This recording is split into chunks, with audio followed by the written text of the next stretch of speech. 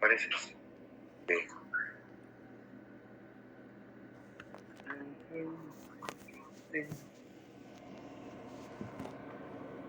Cuatro chicos, aparece la...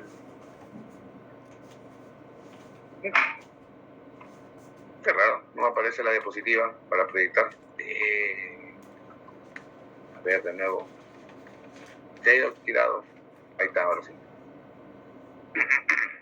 Ya. Listo. Ya. Bueno, vamos a iniciar con la sesión número 2. Ya lo que vamos a hablar de, grosso modo, de lo que es qué son las fuentes documentales y la clasificación. ¿Ya? Bueno, en primer lugar, no voy a darles a ustedes una definición taxativa de lo que es la fuente documental, no, esto es y no hay otra cosa, no es una definición acá un poco referencial, ¿no? Porque, como dije el lunes, claro, a veces cuando se hablaba de fuentes documentales se hablaba o por el hecho de usar la palabra documental se piensa mucho en el documento, ¿no? Pero hemos visto de que puede haber diferentes tipos, ¿no? Que ese concepto documental puede referirse a otro tipo de formatos, ¿no? Y algunos hablan incluso de fuentes de información, ¿no?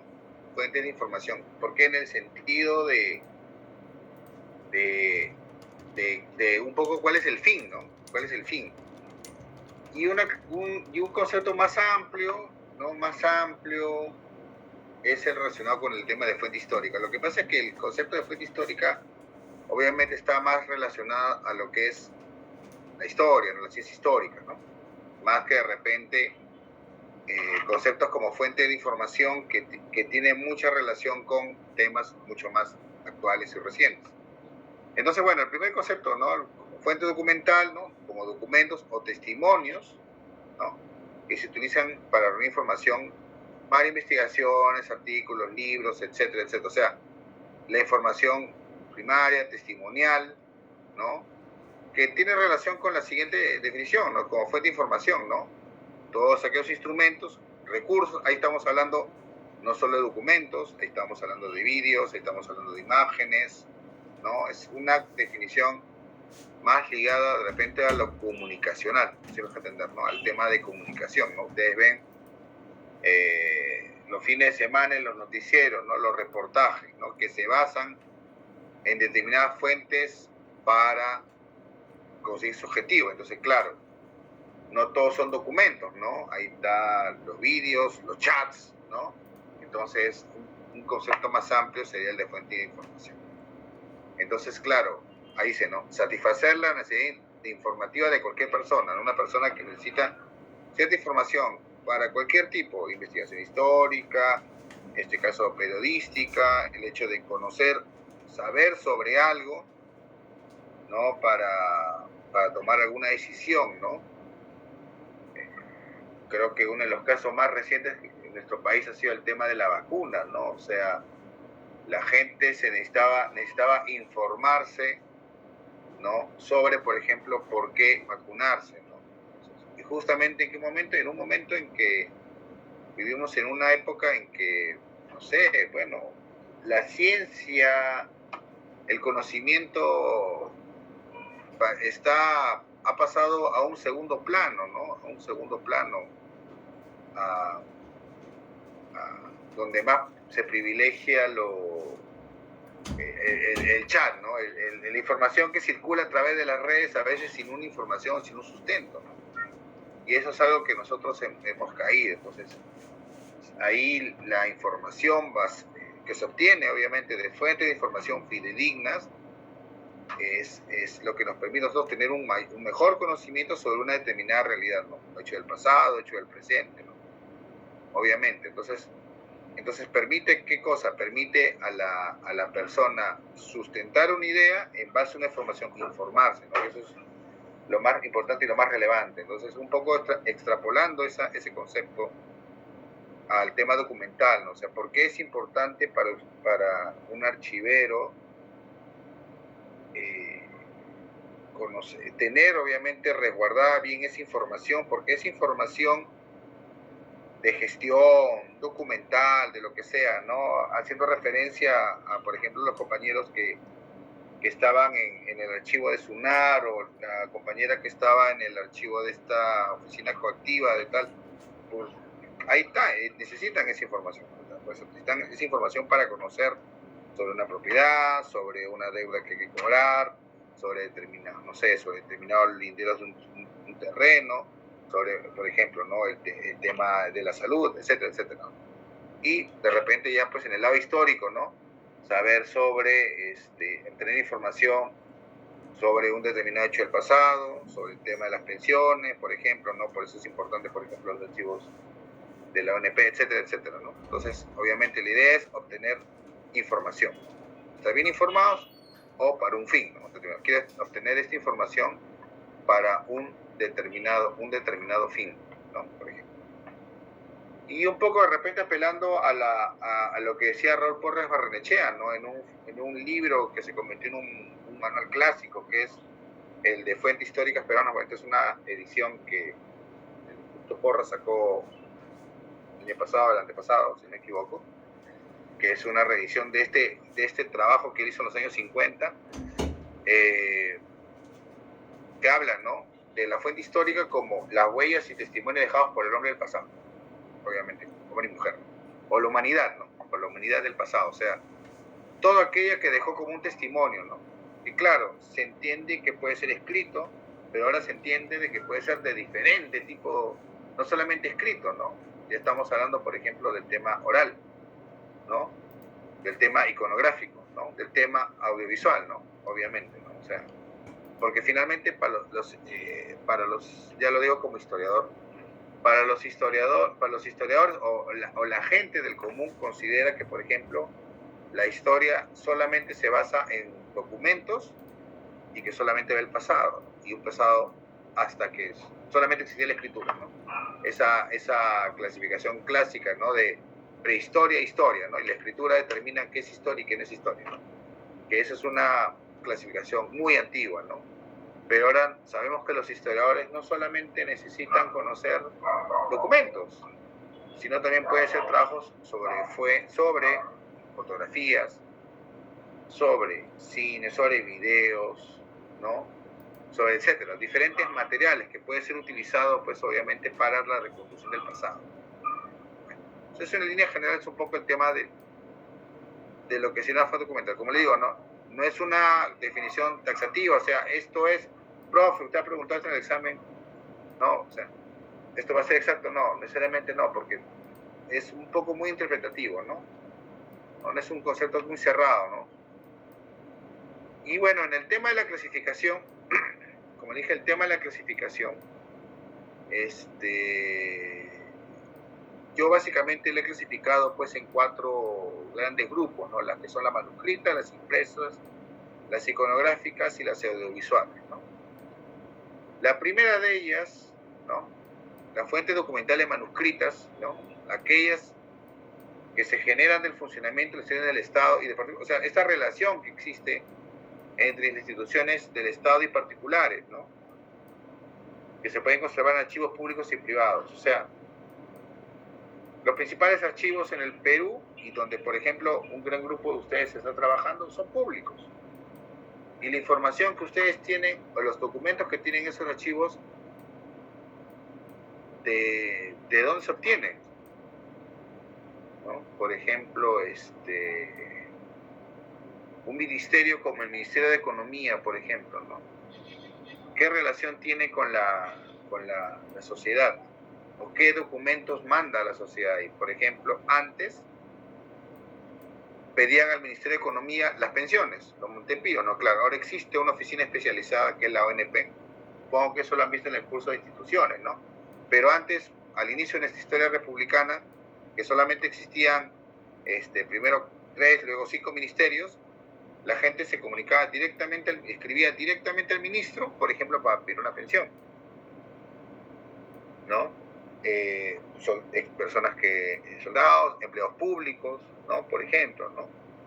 que generan esa documentación. Y esa documentación luego pasa al archivo, ¿no? Obviamente ahora con la diferencia en que ahora eliminan documentos, y eso es otra cosa que, claro, hay eliminación de documentos, pero hay estas solicitudes, ¿no? De etcétera, de X motivos, diversos motivos, ¿no? Que llegan, por ejemplo, a las instituciones del Estado, ¿no? Y cuyo soporte manuscrito, ¿no? Bueno, que es considerablemente oferta primaria, pero que ha cambiado, ¿no? O sea, antes eran documentos manuscritos, a mano, escritos con pluma, ¿no? Después pluma fuente, claro, van evolucionando con la tecnología, ¿no? Y luego del manuscrito van a lo que es mecanografiado o en la actualidad computarizado. O sea, a veces obviamente el concepto manuscrito, por ejemplo, en el caso de un libro, ¿no? Presentas el manuscrito. No es que el libro que tú hagas está a mano. Yo lo hago, trabajo en Word, por ejemplo, ¿no? Ahora que voy a sacar otro libro más.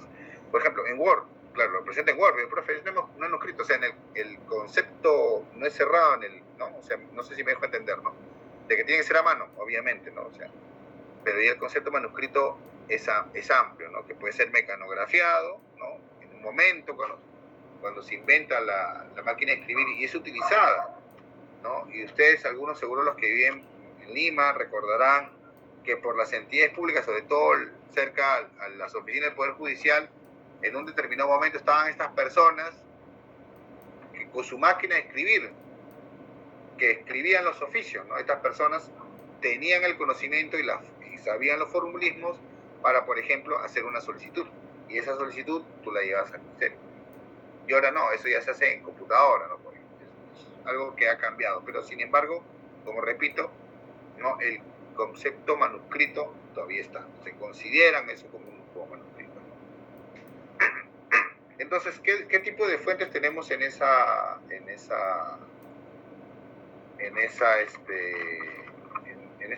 que son fuentes documentales manuscritos? Primero, obviamente, los documentos de entidades públicas, ¿no? Ahí estábamos hablando de qué. Primero ya les hablé de los pedidos de la ciudadanía hacia los ministerios, por diversos motivos. Pensiones, obras, etcétera, etcétera. La documentación producida por las mismas oficinas públicas, internas, oficios, memorandos, informes, ¿no? Que van obviamente evolucionando a lo largo del tiempo, ¿no? Las instituciones, al inicio de la República, si queremos desde la colonia, eran pocas y luego van aumentando, ¿no? Eso supongo que lo vieron en su curso de historia de instituciones, porque el aparato burocrático va creciendo y se va especializando. Y al momento de especializarse es que aumenta el número de instituciones, ¿no?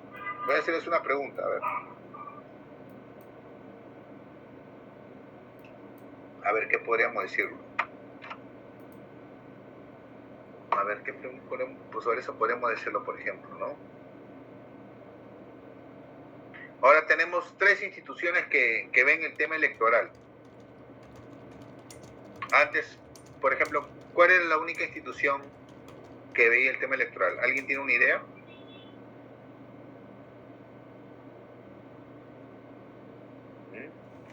Abre el micro.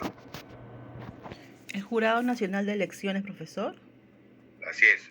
El Jurado Nacional de Elecciones, desde que se creó, ¿no? En el 31, hasta el 90, ya con la Constitución del 93, era la única institución que se encargaba del proceso electoral, ¿no? Se encargaba de todo. Hacía el padrón, por eso antes las personas mayores tenían la libreta electoral, que era el único documento de identificación. Se encargaban del padrón electoral, se encargaban de la organización del proceso y se encargaban de la parte de jurisprudencia.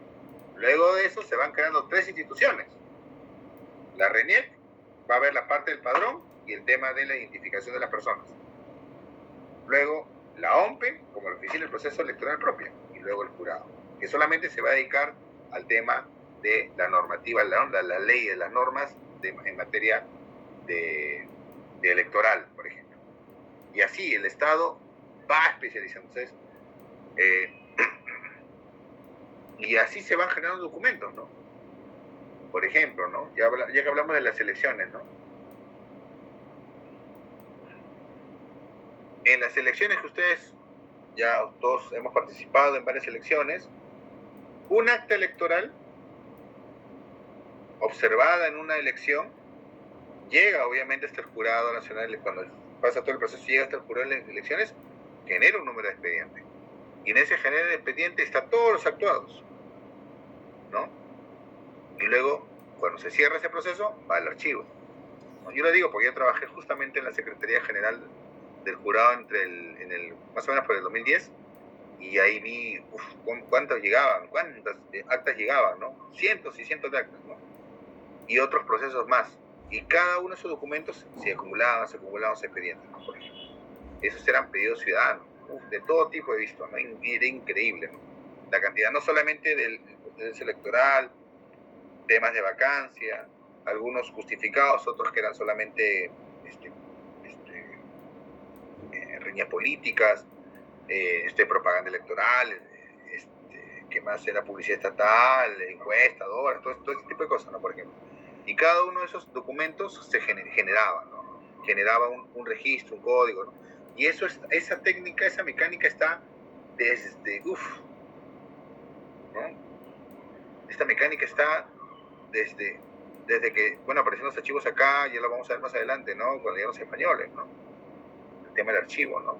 Y en la República también va a ser igualito, ¿no?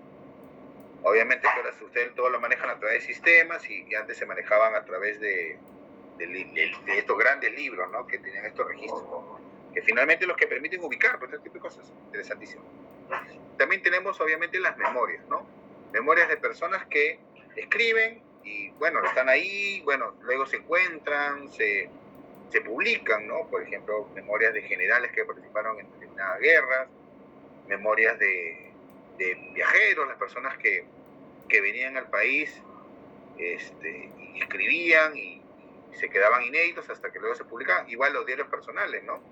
Una práctica que nosotros como que hemos perdido es, por ejemplo, la escritura de los diarios, ¿no? Hace unos años, luego de un largo trabajo, se publicó, por ejemplo, el diario de un comerciante,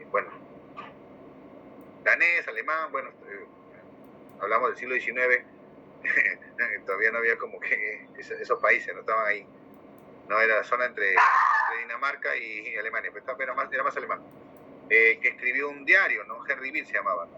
Escribió un diario de, ¿cuánto? Creo que 13 tomos, ¿no? Que él escribió durante toda la vida que vino al Perú. Él vino al Perú creo que en los 30 por ahí, y luego fallece en los 90, ¿no? Y él en su diario escrito en inglés, los descendientes lo tuvieron y luego pues se hizo todo un trabajo de edición, ¿no? Está publicado. Pero por ejemplo, esas prácticas que ya no tenemos, esos diarios personales donde hay toda una riqueza de información, son testimonios contemporáneos de una época, muchos se mantienen de manera inédita, ¿no? Igual las obras inéditas que se pierden, ¿no? Por ejemplo, hace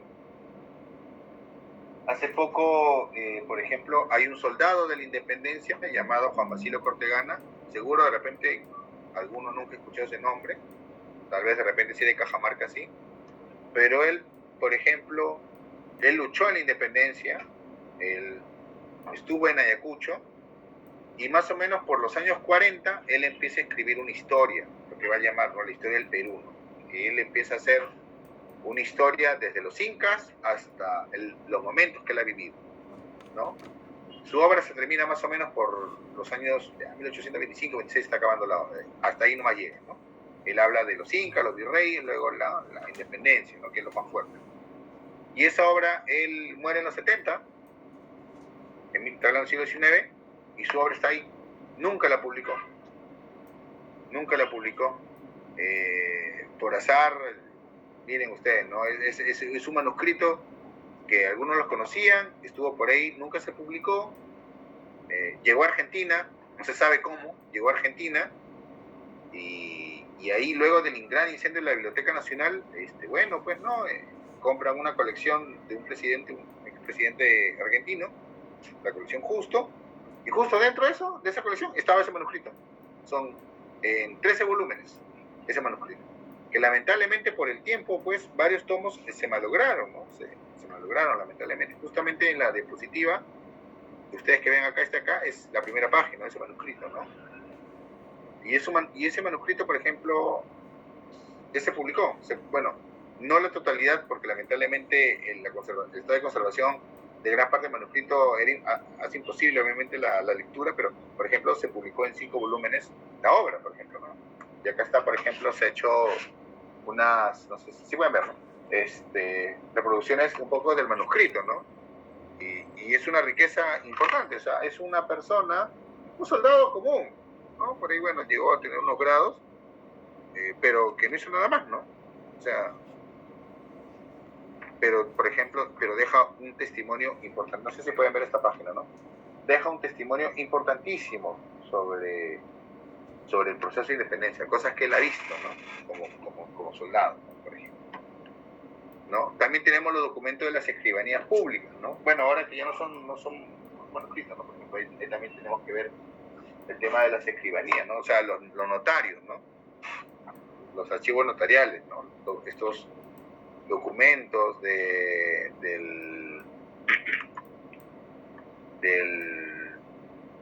donde está, pues, el testimonio de un montón de actividades, ¿no? Ahí sabemos nosotros, desde el primer protocolo, desde el primer libro de escribanos, o sea, notarios, antes se llamaban escribanos, que estuvieron en el Perú, pues, que son los que llegaron con los conquistadores. Sabemos, por ejemplo, pues, los destinos del oro que se llevaban, ¿no? O sea, las transacciones que habían entre ellos, las compra y venta de propiedades, la compra y venta que pueden ser casas, podían ser esclavos. A través de esos documentos podemos conocer mucha información, personas, relaciones, quiénes están con quién, etcétera, etcétera, ¿no? Los documentos públicos, y obviamente me estoy olvidando, ahí obviamente están incluidos los testamentos, ¿no? Los testamentos que se hacen ante los notarios, ¿no? Los escribanos, por ejemplo, es una información muy valiosa y muy rica, la verdad, ¿no? No sé si ustedes han tenido la oportunidad ya de ver por ejemplo, los protocolos que tiene el Archivo General de la Nación. Y ahí tenemos también la correspondencia privada. La correspondencia privada, que es muy rica en información, ¿no? Del pensamiento de las personas que escribían, por ejemplo, si hablamos de intelectuales, de políticos, ¿no? Presidentes, las relaciones que tenía, quién escribía, qué recibía, qué le decían, las cartas en clave, por ejemplo, de los políticos o de gente que participó en la independencia, ¿no? Ustedes sabían que mandaban claves y luego mandaban las cartas en claves, ¿no? Por ejemplo, ¿no? Y eso, es una práctica que se da, pues, ¿no? Se da por muchos años, ¿no? Y esa correspondencia privada están resguardadas en diferentes repositorios, obviamente. Algunos públicos, algunos privados, ¿no? Por ejemplo, los públicos, como les mencioné la vez pasada, la correspondencia de dos presidentes importantes como Pierola y Cáceres, Mariscal Nieto, que están en la Biblioteca Nacional, ¿no? La parte también de la correspondencia del presidente Manuel Pardo, otra parte está en el Archivo General de la Nación, correspondencia de el general historiador Manuel Mendiburu, ¿no? Que está por ejemplo, en el Instituto Ribagüero, Arguedas, etcétera, de varios intelectuales, ¿no? Lamentablemente, bueno, en el país no hay como una política, ¿no? O sea, por ejemplo, detectar, ¿no? Algún intelectual importante, detectar, ¿no? Cuando ya va a fallecer o no, de fallecer, llegar a un acuerdo para, por ejemplo, salvar, ¿no? Esa información, ¿no? Esa información que se ha resguardado, ¿no? Un archivo. Lamentablemente acá en el país no tenemos esa política, ¿no? Es lamentable, ¿no? Hubiera sido interesante, por ejemplo, tener colecciones de correspondencia de varios presidentes, los cuales no hay, ¿no? O en caso, por ejemplo, la correspondencia de algunos generales, presidentes, ¿no? Como Santa Cruz, Nieto, de inicio de la República, que están en Chile, ¿no? La historiadora Carmen Maquebo hace años ya los encontró de casualidad en Chile e hizo todo un trabajo para transcribir, ¿no? Dado que el tema de la recuperación de documentos en Chile no se ha dado todavía, o sea, había una política de recuperación de libros, eso sí, ¿no? pero no de documentos. Y hay muchas correspondencias, muchos documentos del Estado peruano que todavía están allá, ¿no? Y ahora pasamos al tema de las fuentes documentales impresas. No sé si hay alguna pregunta por si acaso acá, y nos seguimos. No sé si ya también por si acaso llegaron los que faltaban a anotarse. Ya pasará esta ventana. Nelly Espino. Buenas noches, profesor. Presente. Presente. ¿Y Rocío Gutiérrez?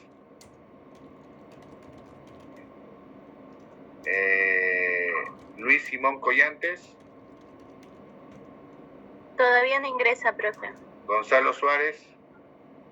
Todavía no ingresa. Ya. Miguel Velázquez. Tampoco. Alan Zavala. Tampoco todavía. Roxana Zuni.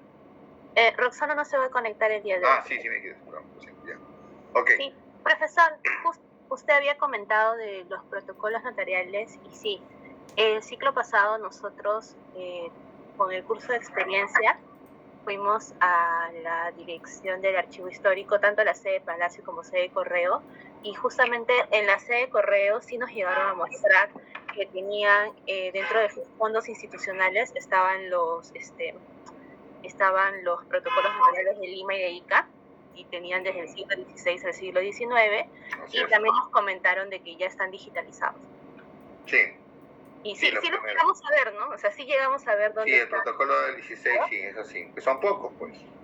Sí, era un estante pequeño, me acuerdo, creo que eran de color rojito incluso. Porque a medida que pasa el tiempo, va a aumentar. Aumenta la población, aumenta la cantidad que ya tiene cierto acceso a la lectura, al alfabetismo, y obviamente aumenta la cantidad de documentos. Esos son otros factores, ¿no? O sea, ahora hay mucho más documentos de lo que había hace 2 siglos. Y porque obviamente, como digo, aumenta la cantidad de especialización del Estado, ¿no? Aumenta más necesidades, el Estado cada vez va a abordar más actividades, ¿no? Así. Y eso ya seguro lo han visto en el curso de instituciones. Bueno, y en el caso de las fuentes manuscritas, a ver, que obviamente es más diverso, ahí tiene mucha relación obviamente con el tema de la imprenta. Obviamente son fuentes que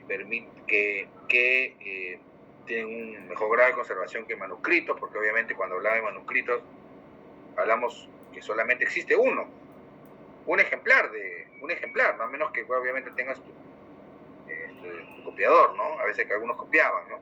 Pero solamente tienes uno. En cambio, ya cuando hablamos de las fuentes documentales impresas, de libros, de impresos, ya hablamos que hay una mayor cantidad, ¿no? Entonces, yo he hecho una pequeña clasificación, un poco respondiendo a ciertas temáticas, ¿no? O sea, por eso ven el tema de fuentes oficiales, ¿no? La primero, ¿no? Las que son hechas desde el Estado, ¿no? Que hablamos, obviamente, las constituciones, ¿no? Las recopilaciones de leyes, ¿no? Que se dieron a lo largo sobre todo del siglo XIX, ¿no? Porque las normas legales en el XIX se publicaban de manera dispersa, no ordenada, y no será hasta 1904 en que aparezca la ley número 001, que yo enseñé eso en el curso de instituciones, no sé si ustedes han enseñado, que la ley 1, ¿qué es lo que dice? A partir de ahora las leyes tienen que ser numeradas. Antes de eso no había numeración, entonces había gente que se encargaba de recopilar esa información, y lo vamos a ver de repente luego con detalle cuando hablemos de fuentes republicanas, que había estas personas que se encargaban de recopilar las normas, ¿no? Hay 2 grandes recopilaciones de información, y después van a aparecer otras ya especializadas, ¿no? Y después los que son normas de frontera, de nombre de tratado, normas de comercio, etcétera, etcétera, etcétera. De ahí vienen los anales, ¿no? Los anales, bueno, anal, estamos hablando de años, ¿no? Da referencia a un año, ¿no? Donde pues ahí se recoge información de diversas instituciones de sus actividades por años, ¿no? los anales de Hacienda Pública del Perú, por ejemplo. Profesor, pero son de acontecimientos importantes, ¿no? ¿O es en general? No, es en general. Ay, O sea, ¿habla de los anales?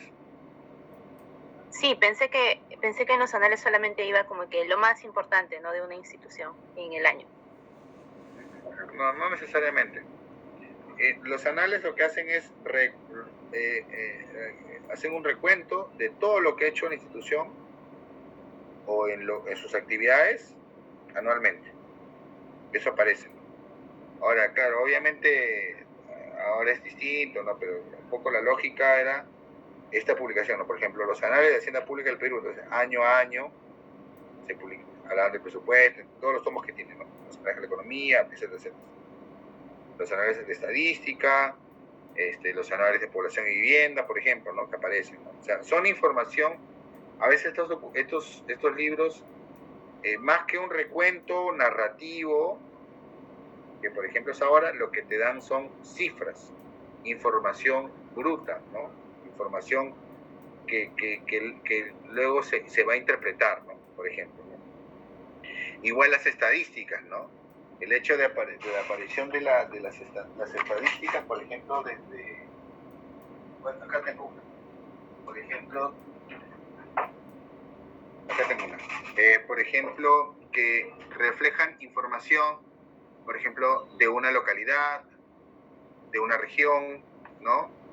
Que solamente es eso, ¿no? Es recopilación de información nada más, ¿no? Por ejemplo, esta es una facsimilar de un libro que se llama La Estadística de Lima, ¿no? Histórica y Social de Lima, del año 39 de Córdoba Ruta, donde acá te presenta, por ejemplo, claro, por ejemplo, aquí hay una parte narrativa que te cuenta así, que algunas actividades, pero por ejemplo lo que presenta son cifras, números. Por ejemplo, ¿cuántos abogados sacan, por ejemplo, ¿no? ¿Cuánta distancia había entre Lima e Ica, ¿no?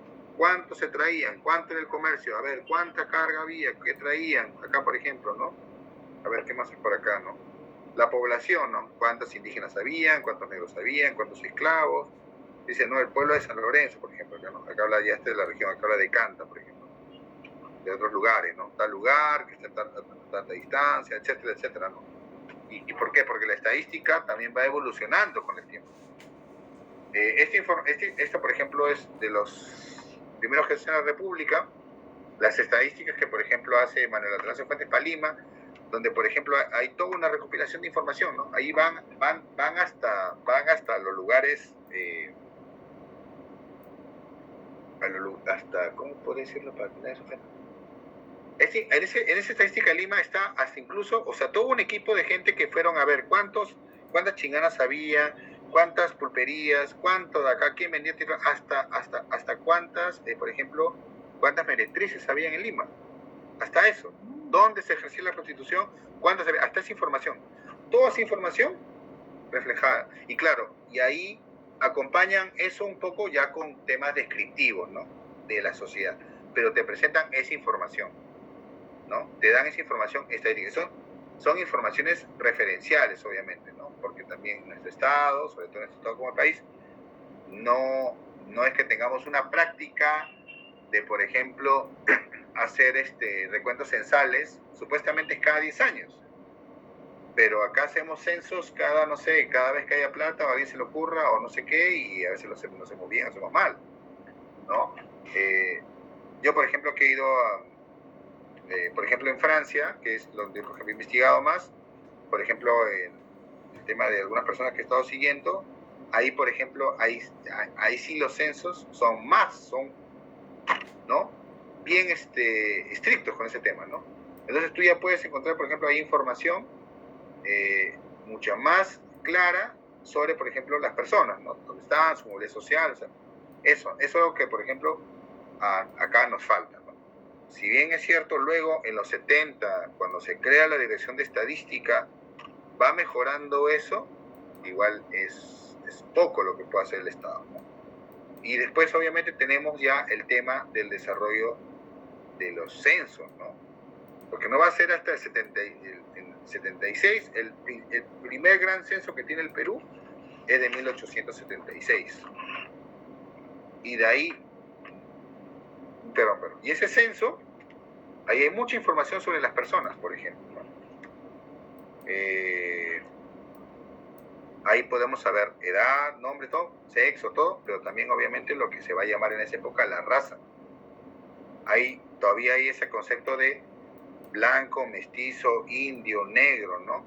Ya en la colonia, en los censos que habían, ya ahí obviamente ya se hablaba de castas, no sé si eso recordarán, si le enseñaron, ¿no? De qué cosa es un blanco, qué es un sampo, ¿no? Mulato, ¿no? Cuarterón, quinterón, etcétera, ¿no? Todas las mezclas que habían en esa época, ¿no?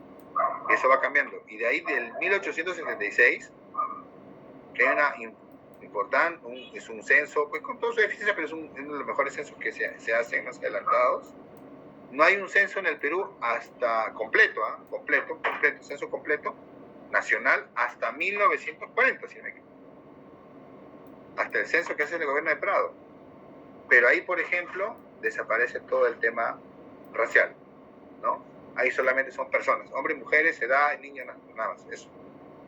Por eso ustedes, no sé si recordarán, en los últimos censos hubo toda una discusión por el tema de colocar un poco el tema del origen, ¿no?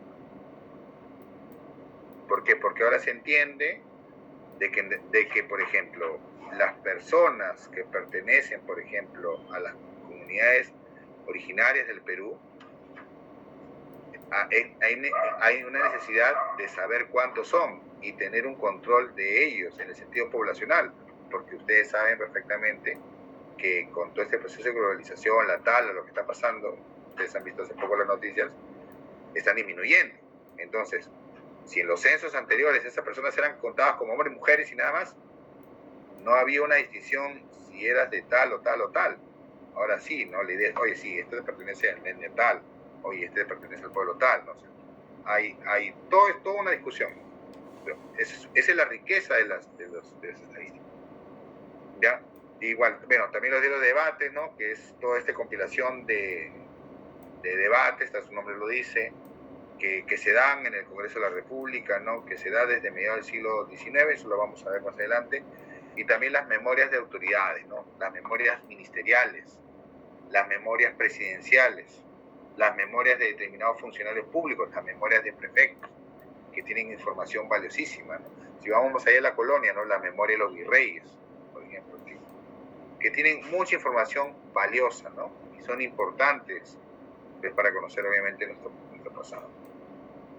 Igual los políticos, bueno, los secretos políticos, que ustedes ya más o menos se entiende después de que estamos hablando, ¿no? Manifiestos, ¿no? Declaraciones, ¿no? De determinados políticos que antes se llamaban los memoriales, manifiestos, ¿no? Como me refiero ahí, ¿no? Y el tema literario, ¿no? Las novelas, los poemarios, los diarios de viajeros, ¿no? Los diarios de viajeros, ¿no? Que tienen información, que tienen impresiones de personas extranjeras sobre el Perú, que tienen valiosa información, las memorias de personas, las biografías, ¿no? Y también están las publicaciones científicas, están las guías de forasteros, ¿no? Antes existía esto, bueno, ahora se han transformado, ¿no? O sea, lo que ustedes conocen como una guía turística, ahora que lo compran pues se puede, cualquier extranjero viene a Lima, desde el siglo XVIII hay estas guías de forasteros, ¿no? Que es justamente eso, ¿no? La información de Lima, ¿no? Dónde estamos, qué estamos, el clima, cómo es el clima, quiénes son las autoridades, edificios importantes, ¿no? Eso hay, ¿no? Y una cosa importante, la distancia, ¿no? Cuánto hay de tal lugar a tal lugar, ¿no? En esa época había esa información igual ahora, ¿no? Están las guías turísticas, ¿no? Los tratados científicos, ¿no? También las obras de divulgación científica, ¿no? Por ejemplo, ¿no? La obra de Raimondi, por ejemplo, ¿no? Las obras de los ilustrados, que son, pues, también fuentes documentales impresas. Y hay otras fuentes documentales impresas también muy valiosas, que son las publicaciones periódicas, ¿no? A diferencia de los libros, ¿no? Obviamente hay mayor conservación, ¿no? Las fuentes, bueno, son información que también obviamente buscan ir más allá de una cuestión temporal, ¿no? Por ejemplo, los censos, ¿no? Es una información que no es para el momento, sino es para que obviamente permanezca, pues esa información se use hasta el censo siguiente. Las publicaciones impresas, los periódicos, ¿no? Las fuentes periódicas se publican pues en un determinado espacio, tiempo y lugar, ¿no? Contienen información variada, sí, pero no responden, pues obviamente, ¿no? A un determinado tiempo, un determinado lugar, ¿no? Por un determinado interés, ¿no? Obviamente, los periódicos se publican por un interés de algo, ¿no? Comunicar algo, ¿no? Sobre todo si son políticos o científicos, ¿no? Que se va la prensa lo vamos a ver cuando haga la clase sobre prensa. Obviamente es algo que va evolucionando con el tiempo, tecnológicamente y también obviamente en tema de contenido, ¿no? Lo primero que he hablado, obviamente, la primera diferencia, los periódicos, ¿no? Cuando hablamos de periódicos, ahí de hecho una gran diferencia es los oficiales. Ahí que estamos hablando, obviamente, el primero, que es el peruano, ¿no? El periódico oficial, ¿no? Que existe casi de inicio de la República, ¿no?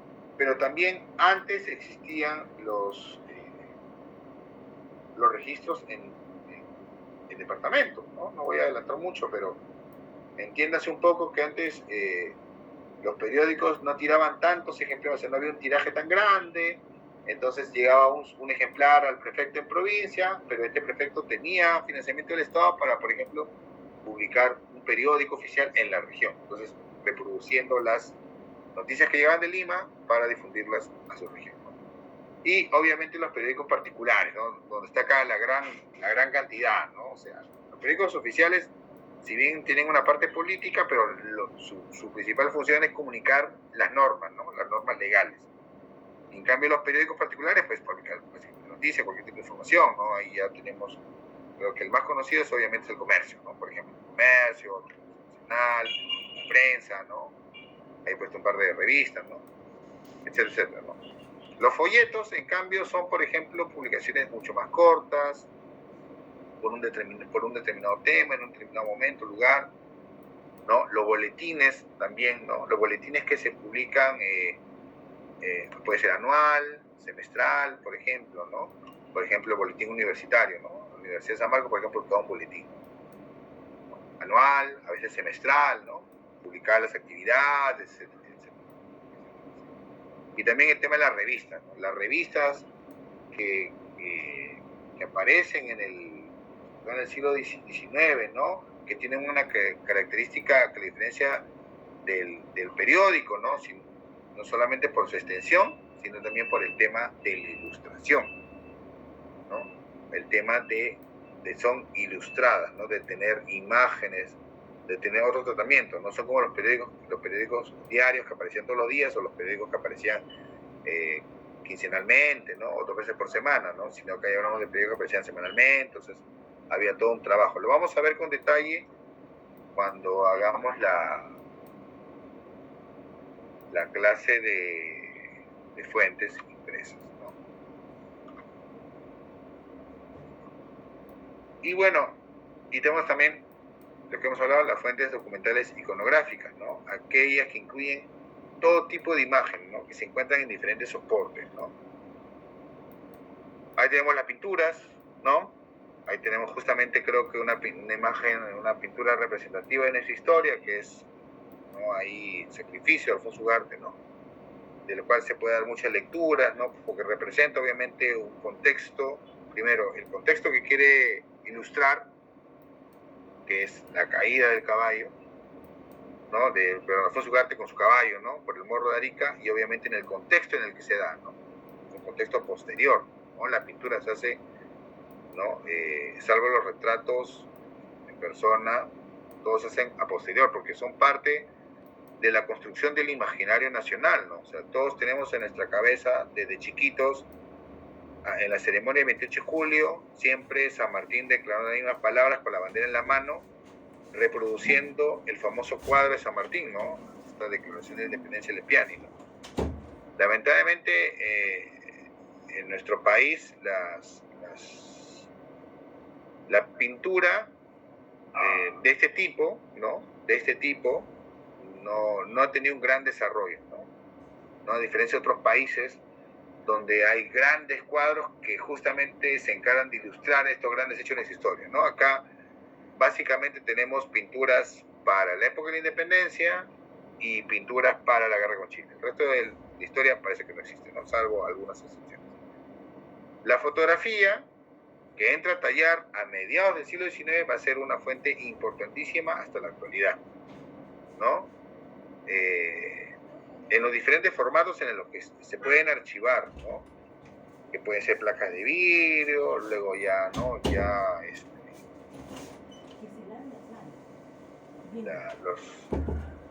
se llama, entonces ya usábamos nosotros los revelados y ahora ya pues ya lo digital, ¿no? Por ejemplo, son formatos que van cambiando, los daguerrotipos, ¿no? Por ejemplo, van cambiando, entonces van archivando.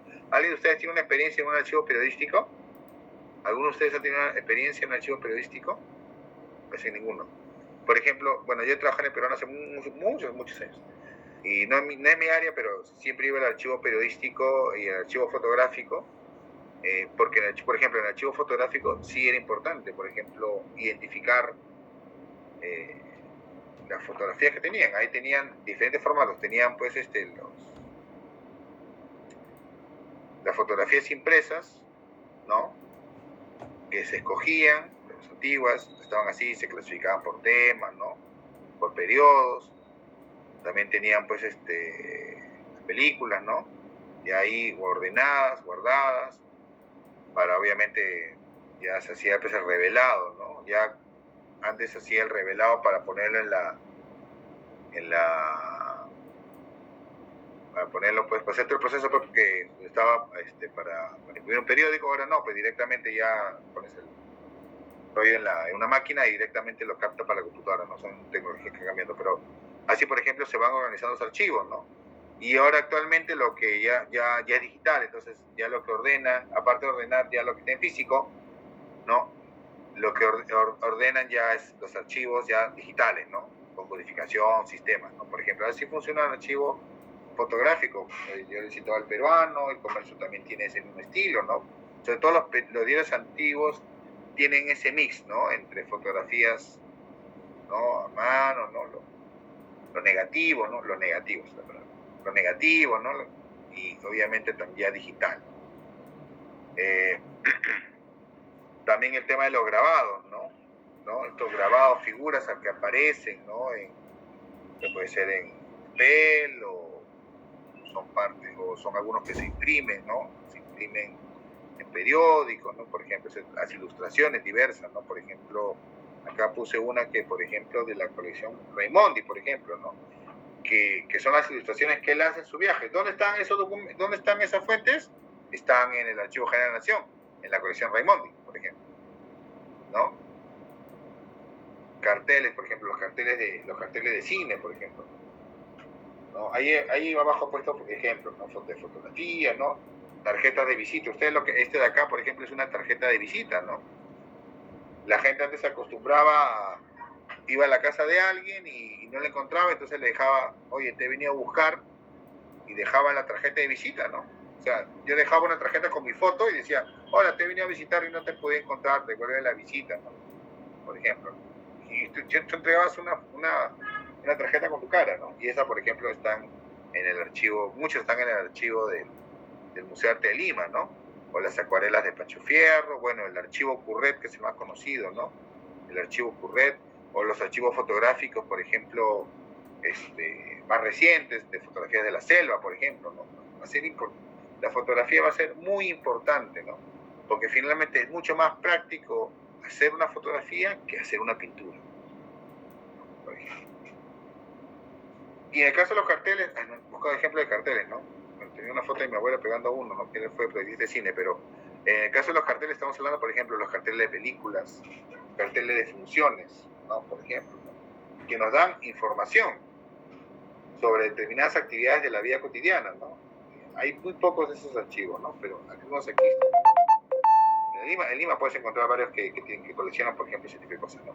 Y también, obviamente, las fuentes audiovisuales, ¿no? Estas que combinan audio y vídeo, ¿no? O sea, y que tienen diferentes fines, ¿no? Por ejemplo, tenemos ahí los documentales, ¿no? que obviamente son preparados para un determinado fin educativo, de información. Ustedes recordarán los documentales que hacía Alejandro Guerrero en los 90, no sé, algunos, ¿no? Llegamos a más de 30 años, veíamos ese tipo de documentales, ¿no? De la naturaleza, las reservas, ¿no? Estábamos, claro, de personas que viven en diferentes partes del país, pero que pueden conocer a través de un documental la historia o lugares, ¿no? O lugares determinados. No sé si ustedes recuerdan esos, sobre todo yo me acuerdo de los parques y la serie Hombres de Bronce, ¿no? Que él había escogido un determinado grupo de personas, ¿no? Rescatables, ¿no? O sea, hombres de bronce, ¿no? Haciendo alusión, pues, obviamente, a los bustos, ¿no? De estas personas, ¿no? También las grabaciones magnetofónicas, ¿no? Que ahí estamos hablando, obviamente, del tema de la radio, el tema de los discos. Bueno, no tengo colección de ese tipo, no, pero sí tengo una amiga que, por ejemplo, él tiene en su casa toda, voy a poner una foto, toda una colección de rollos de pianola. ¿Saben lo que es una pianola? O sea, un órgano, un piano, ¿no? Que tiene, no sé si habrán visto algunas películas western, ¿no? Una pianola, pues, que tiene adelante, se puede abrir y se coloca un rollo, ¿no? Que tiene es como si fuera está como perforado, ¿no? Cada perforado es como si fuera una nota. Entonces pone el rollo y luego solamente presiona el pedal y con el rollo las teclas se van apretando solitas. Presiona solo el pedal, ¿no? Y va sonando la música, ¿no? Y él tiene toda una colección de rollos. De todo tipo, ¿no? Y tiene su cajita, todo, ¿no? Después está la colección de los discos, por ejemplo. Los rollos más antiguos, después están los discos, ¿no? Los discos de carbón, después los vinilos, ¿no? Después las cintas, los cassettes, ¿no? Luego ya viene el resto, MP3, todas esas cosas, todos los formatos actuales, ¿no? Sobre todo esto lo podemos ver, obviamente, en los archivos, ¿no? De Radio Nacional, por ejemplo. Luego también están los discos, ¿no? Los discos, como decía, ¿no? Los discos también es toda una colección, ¿no? Y obviamente también el tema de registro de películas. El cine en el Perú llega más o menos por 1896, ¿no? Llegan los Lumière, hacen toda una proyección, la gente se asusta, ve una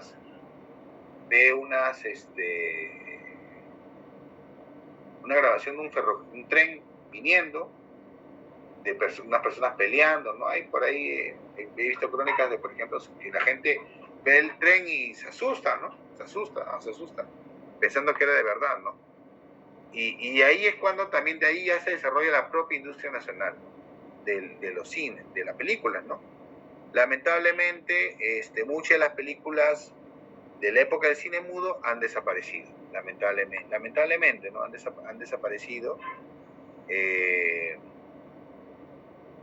por el tiempo. Hay extractos de la película más antigua que se conserva, que es sobre un bandolero llamado Luis Pardo, pero hay una película completa. No les voy a pasar la película completa, pero quiero pasarles un extracto, ¿no? Ya, esta película justamente está ambientada desde los años 30, está ambientada en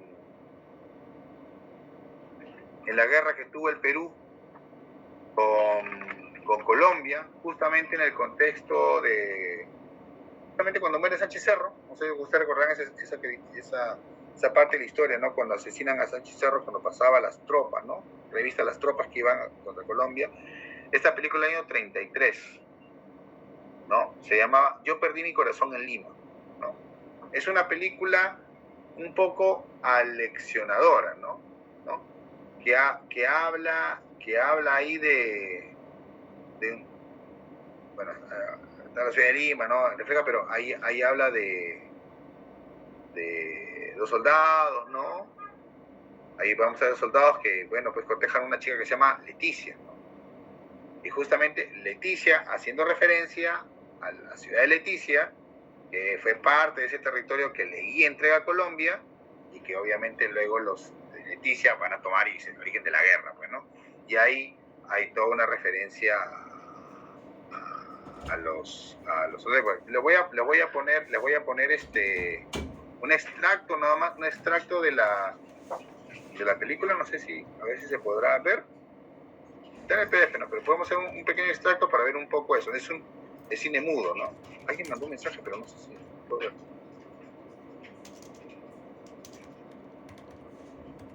Profesor, buenas noches, disculpe. Sí. Le habla Alan Zavala. Quería saber si me podría considerar en la lista, porque acabo de llegar a este trabajo. Ay.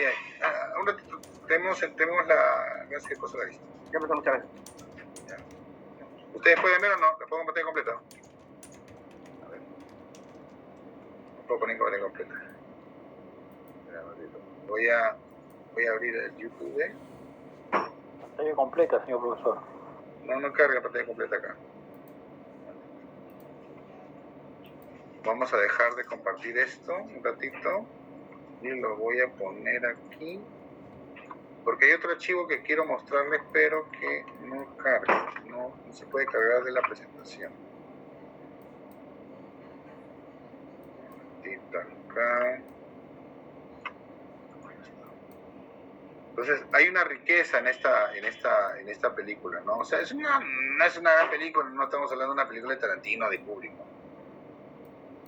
Pero es un testimonio de, por ejemplo, cómo se hacía el cine mudo. Entonces, y así hemos visto, pues, por ejemplo, en el cine nacional, es reflejo de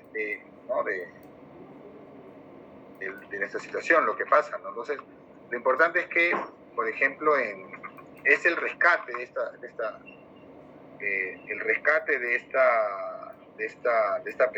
película, ¿no?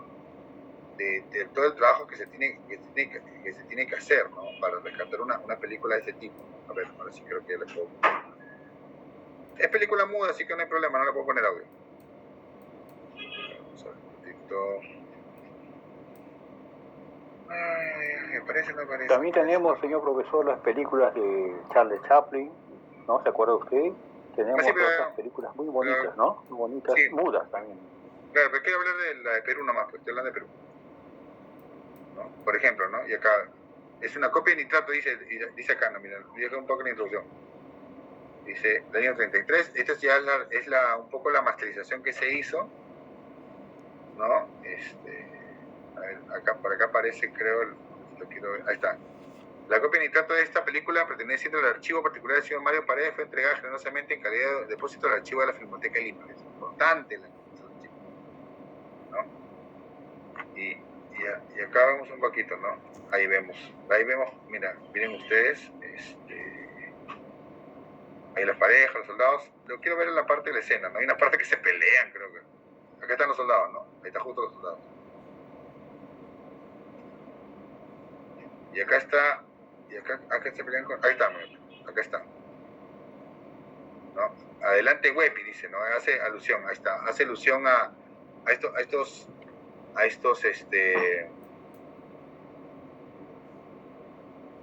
las regiones, ¿no? Y un poco ahí, por ejemplo, el personaje que hace de soldado extranjero, ¿no? Dice, Abelardo Huepi, por ejemplo, es un personaje, ¿no? Huepi, claro, que ese Huepi es esa zona ¿no? De allá de Loreto, ¿no? La punta, Donato Pedrera, ¿no? Haciendo alusión a la batalla de la Pedrera, que es, ¿no? De 1911, la batalla que ganamos. Y esta chica se llama Leticia Loreto, ¿no? Y estos dos soldados se van a pelear, representan al Perú, se van a pelear con ese señor de ahí. Que tiene unas facciones, que justamente representa con unas facciones, ¿no? Soltándolo, ¿no? Y dice, ¿no? Él representa a Colombia, por ejemplo, ¿no? Dice, yo soy el dueño de Leticia, ¿no? Es lo que le dice, ¿no? Y ellos se pelean, ¿no? Y dice, un gavilán, pues, ¿no? Porque recuerden que el uso de los conceptos de animales para insultar o otros conceptos para insultar a los países es típico, es muy de hace muchos años, ¿no? O sea, el concepto roto, por ejemplo, cholo, ¿no? O mono, ¿no? Y acá gavilán, ¿no? Haciendo alusión. Acá están peleándose con el que representa a Colombia y obviamente le ganan, ¿no?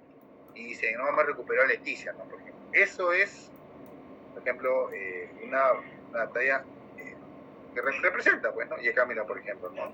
Los soldados que se van, ¿no? Las mujeres tristes, ¿no? Este es el cine mudo. Cuando todavía, claro, ya en el mundo ya había películas ya con audio, ¿no? ¿Cómo se llama la primera película sonora? El cantante de jazz. El cantante de jazz creo que es del finales de los 20, ¿no? Esta película del año 33, por ejemplo, ¿no? Y todavía en el Perú todavía es mudo, ¿no? Luego obviamente va a llegar ya el cine sonoro, ¿no? Y acá, por ejemplo, pasa escenas, ¿no? Mira, por ejemplo, hay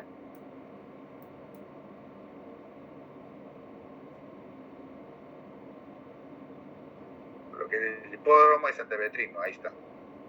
Bueno, pero en esa época era el hipódromo de Santa Beatriz, Campo Marte, ahí está. Miren ustedes, ¿no? Estamos hablando de hace 90 años de esa película, ¿no? Y otras escenas de Lima, otros espacios, ¿no? Por ejemplo. Hay lugares de Miraflores que no existen ahí, por ejemplo, ¿no? Interesante, ¿no? Esa me parece que es el óvalo bolognesi, porque esa parece que es la iglesia de María Auxiliadora, ¿no? La que está en la primera cuadra de la Brasil. Entonces, acá hablo de la importancia de la conservación de este tipo de archivos, ¿no? Hay ese interés, ¿no? Hay ese interés de conservar este tipo de... No solamente películas, ¿no? También, por ejemplo, hablamos de los 70, por ejemplo, en los 70 que existió, supongo que lo vieron en el curso de instituciones, existió el SINAMOS, ¿no? El Sistema Nacional de Movilización Social, en la época de Velasco, que, por ejemplo, grabó varios documentales, hizo películas, ¿no? Creo que muchas, lamentablemente, fueron destruidas por ya el gobierno de Morales. Pero no puedo compartir otra vez la diapositiva. No sé por qué se va un poco. Pero quería dejarles ya para finalizar no sé por qué no se puede proyectar la diapositiva. Quiero proyectar esta diapositiva.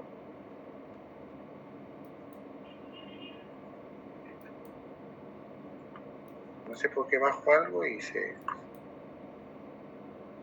Quiero zoom, ahí está. ¿No? Ya un poco hablando del tema de la importancia de las fuentes documentales, ¿no? ¿Por qué es importante, como digo, ¿no? ¿Por qué tener este conocimiento de las fuentes, ¿no? Claro, obviamente en el sentido histórico, pues permite un mejor análisis, ¿no? Del proceso político, económico, transmitir buenos conocimientos y lo más importante, ¿no? Las fuentes documentales son importantes para el tema de la memoria histórica, pues. La memoria histórica, ¿por qué conservar las fuentes? ¿Por qué tenerla bien organizada? ¿Por qué tener archivos? Obviamente es para formar, obviamente, como digo, crear un archivo para, obviamente, manejar cierta información, tener conocimiento para el manejo de determinada información, y obviamente luego esto se va a convertir en historia, ¿no? En algo que se va a verlo la ciencia histórica y obviamente va a servir para el tema de la memoria histórica, ¿no? Eso es vital, por eso la importancia de conocer, importancia de mantener y de conservar las fuentes documentales, ¿no? Por eso la importancia de tener archivos, ¿no? Entonces acá, un poco de repente, para cerrar la clase, ya voy a dejarles un pequeño video, corto nada más, sobre uno de los archivos más importantes que tiene el mundo, ¿no? Obviamente, y en el cual tiene mucha implicancia el Perú, ¿no? Y además porque mucho de la normativa archivística que sigue el Perú tiene su origen en España. A ver, ¿quién faltaba llamar lista? Había uno que justamente me... Alan Zavala, profesor. Ya, ok, Zavala, listo. Profesor, buenas noches. Yo también, Miguel Velázquez. Miguel, listo. Profesor Luis Simón, también buenas noches, disculpe. Buenas noches. Entonces falta Gonzalo Suárez, ¿no? Nada más. ¿Ya está? Listo. Ya, entonces porque voy a guardarlo.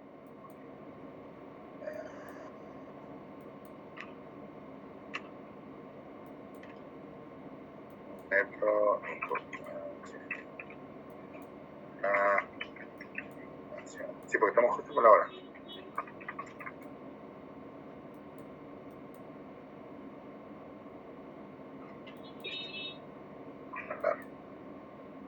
asistencia, sí, está guardada, ahora sí.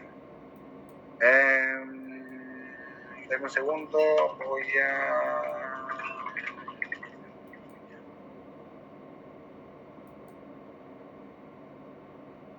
A ver, vamos a ver si ya se puede ver acá. Maldito.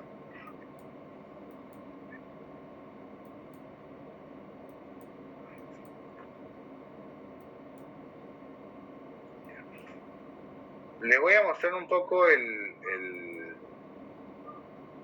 video de lo que es el Archivo General de India, ¿no? Que históricamente, como historiador, o sea, es un archivo importante, aunque yo, por ejemplo, no veo mucho tema colonial, pero la única vez que tuve oportunidad de ir como investigador, me impresionó un poco, mucho, bastante, me impresionó bastante la conservación, la sala, varias cosas, su proceso de digitalización, o sea, cosas muy interesantes, ¿no? Ya, eso fue hace como 7 años, ¿no? Pero es un archivo muy importante porque finalmente, por ejemplo, si no tuviéramos ese archivo, no conoceríamos muchas cosas de lo que nosotros aprendimos en el colegio o que nos han enseñado, por ejemplo, enseñar a nuestros hijos, ¿no? Entonces, bueno, yo les voy a compartir este vídeo. Yo creo que lo pueden ver la pantalla, ¿no? ¿La pantalla completa lo ven? Sí, profesor. Sí, profe. Entonces, corre bien. Negra. ¿Sí escucha el audio, no? Sí, profesor.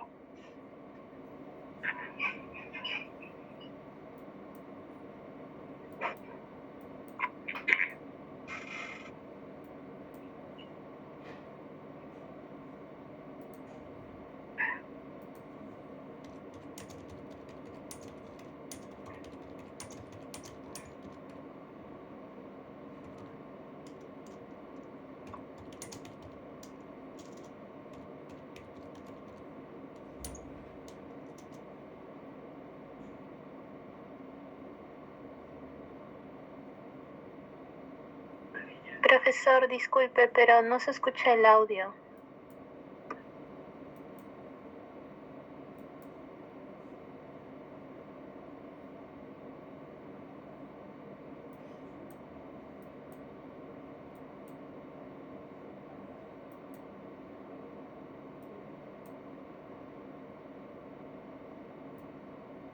Perdón, ¿no se escucha el audio del vídeo? No, profesor. Ay, Dios mío. Zoom. El Zoom sí deja, sí permite. Zoom sí permite eso.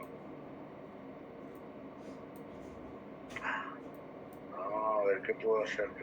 Profesor, ¿lo está compartiendo como una pestaña? Sí, como pestaña, sí. A menos que sea como ventana.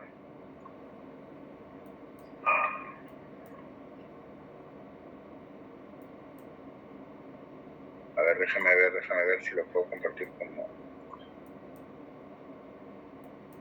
pestaña. Mira, acá dice como pestaña mejor para vídeo y animación. A ver, vamos a ver. Compartir audio en la pestaña, ok. Parece que sí, parece que ahora sí. A ver, ¿me confirma si se escucha el audio? Presente. ¿Sí? Sí, profe. Ahora, regresamos.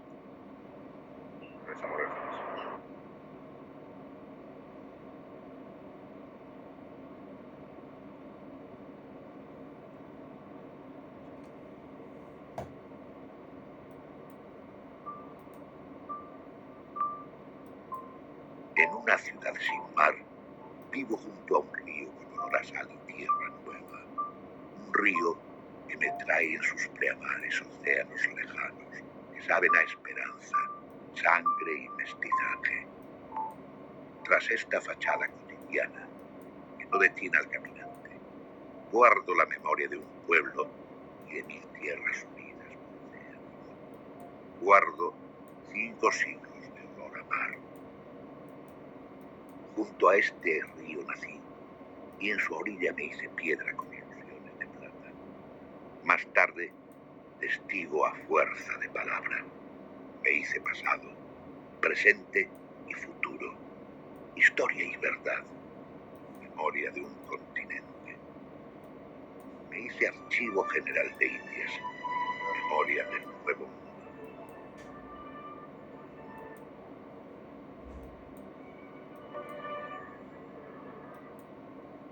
Tras el descubrimiento de América, la ciudad de Sevilla emergería como protagonista del mayor movimiento descubridor y de expansión colonial que la humanidad haya presenciado.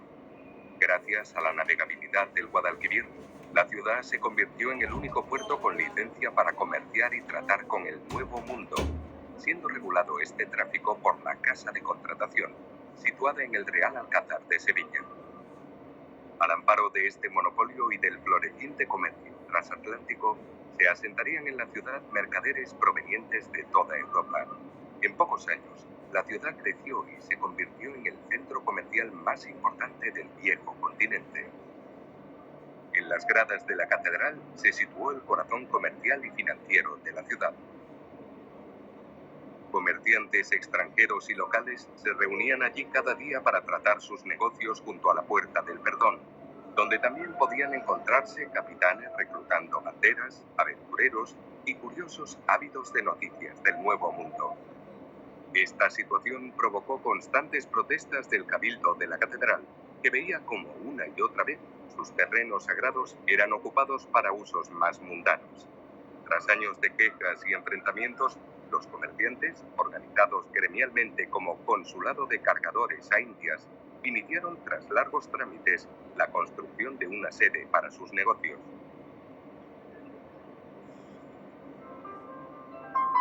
El edificio de planta cuadrada y construido en piedra se levantó cerca del muelle del Arenal, lugar de arribada de las flotas, estando además situado como muestra del creciente poder del comercio transatlántico entre el Real Alcázar y la catedral.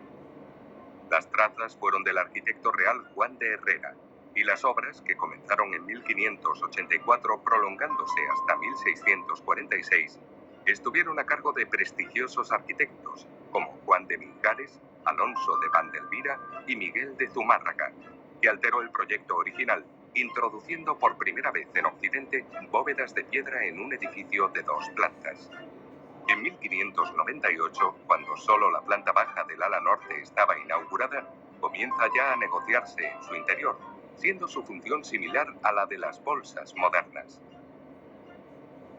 Nací rodeado de naos, galeones y noticias imposibles, y crecí entre corrillos de voces, reales de plata y apretones de manos bajo cruces.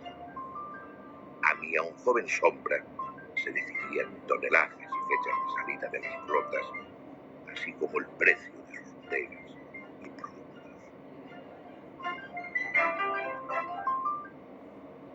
Pero la finalización del edificio a mediados del siglo XVII parecía llegar tarde. La cada vez más difícil navegación por el Guadalquivir y las sucesivas pestes que diezmaron la ciudad de Sevilla provocaron que en 1680 se trasladara a Cádiz el puerto de salida de las flotas. Poco después, en 1717, lo haría la Casa de Contratación. Y con la flota y la casa también se marcharían los comerciantes.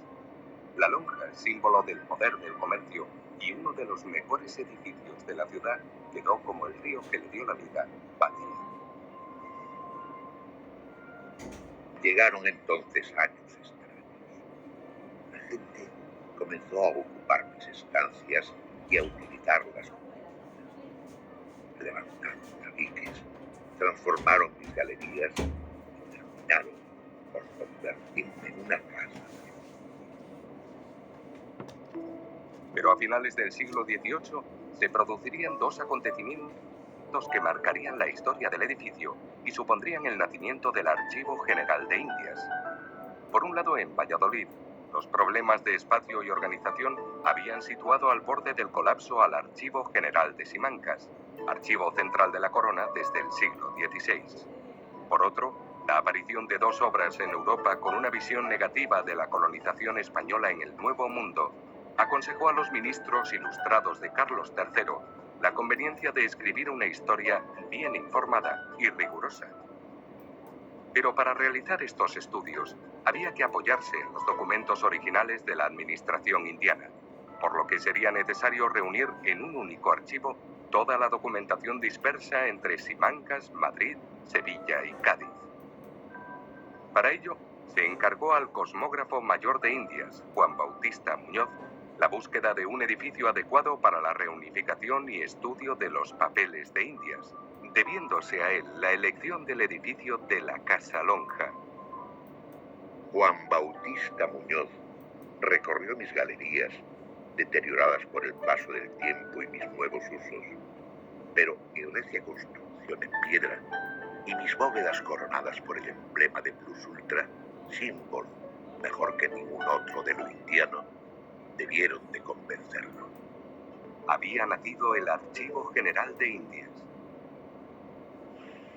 Para adaptar el edificio a sus nuevas funciones de depósito documental, se llevó a cabo una obra de readaptación dirigida por el arquitecto Lucas Tintora. En ella se reforma y embellece la escalera central con mármoles malagueños.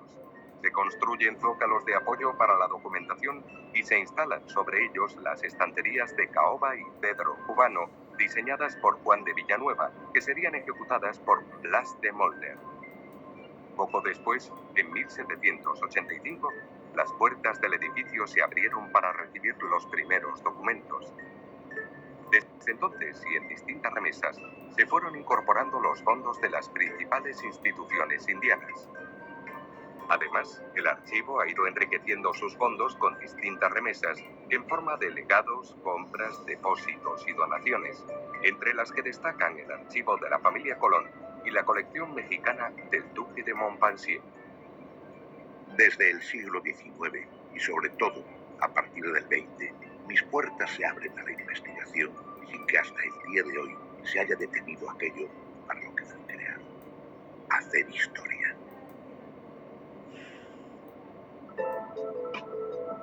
Por un volumen aproximado de 43.000 legajos y más de 7 kilómetros lineales de estanterías, el Archivo General de Indias conserva más de 80 millones de páginas de documentos originales que permiten profundizar en más de 3 siglos de todo un continente, desde Tierra de Fuego hasta el sur de los Estados Unidos, así como amplias zonas del Extremo Oriente. Entre los documentos depositados en el Archivo General de Indias podemos destacar, entre los más conocidos, las relaciones de Cristóbal Colón y los Reyes Católicos, el testamento de Juan Sebastián Elcano, bulas papales, escritos de descubridores y, sobre todo, el Tratado Bilateral de Tordesillas, firmado por el rey Juan II de Portugal y ratificado por los Reyes Católicos en 1494, por el que se establecía la división del mundo entre España y Portugal, y que ha sido inscrito en junio de 2007 por la UNESCO en el Registro de la Memoria del Mundo. Pero los fondos conservados en el Archivo General de Indias no solo están compuestos por grandes nombres, firmas insignes y grandes tratados. Sus fondos nos describen la historia en mayúsculas de un continente, compuesta por millares de pequeñas historias que abarcan cualquier tipo de ámbito temático. Documentos de un valor incalculable que permiten profundizar cada día a miles de investigadores en el descubrimiento, la exploración y la presencia de España en el Nuevo Mundo hasta su independencia, y que han de ser protegidos en beneficio de la historia y la humanidad, como así lo reconoció la UNESCO al declarar el Archivo General de Indias Patrimonio Mundial en el año 1987.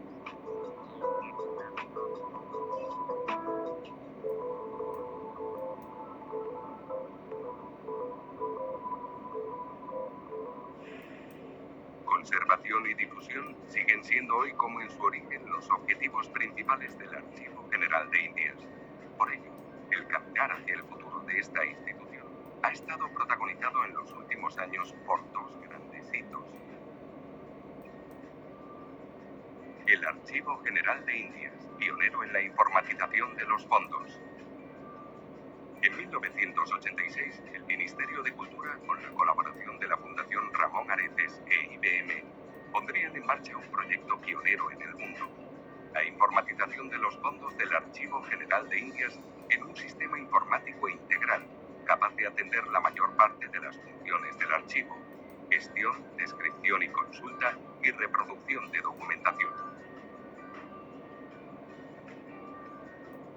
Este proceso, que dado el volumen de la documentación depositada continúa hoy día, además de reproducir la documentación original preservándola de la manipulación, ha permitido que los fondos digitalizados puedan ser consultados en cualquier parte del mundo en Internet, en el programa PARES, desarrollado por el Ministerio de Cultura y que ha supuesto un avance extraordinario en la apertura y la difusión de la información.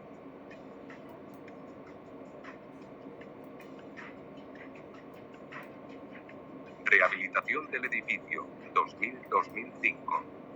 En el año 2000, los nuevos tiempos y las nuevas necesidades provocaron que el Ministerio de Cultura acometiera una serie de obras en toda la extensión del edificio, con el propósito de modernizar las instalaciones, mejorar el depósito de los documentos y, en consonancia con el nuevo espíritu de servir a la sociedad, adecuar las 3 bellísimas galerías de la primera planta para su apertura al público general, que se han convertido en un lugar mágico de la ciudad, a la vez que en un magnífico espacio para acoger exposiciones temporales organizadas en y por el archivo.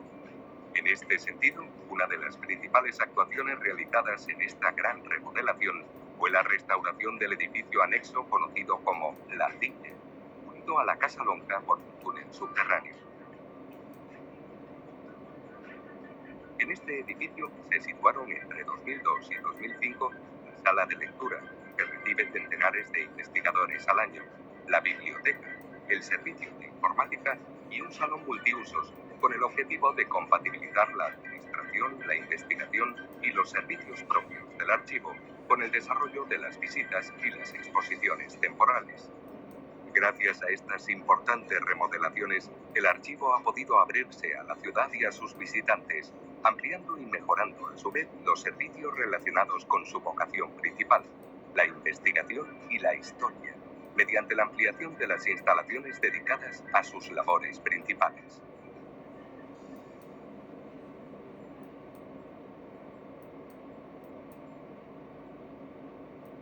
El tiempo avanza. En mis entrañas guardo la memoria de un continente, de una era que cambió el mundo. Mis estancias siguen siendo torres de Babel, donde hombres y mujeres de todo el mundo recuperan la memoria del pasado, haciéndola presente y legado futuro. Mis estancias vuelven a ser recorridas por continentes. En ellas ya no se deciden tonelajes y partidas de galeones vecinos. La plata no deslumbra en mis ventanas. Y sin embargo, mi piel restaurada rejuvenece con cada palabra, frase y memoria resucitada. Con cada conocimiento e historia mostrada. Cada memoria perpetuada. Soy el Archivo General de Indias. Memoria del Nuevo Mundo. Y en mis entrañas guardo la huella y la clave para comprendernos a nosotros mismos.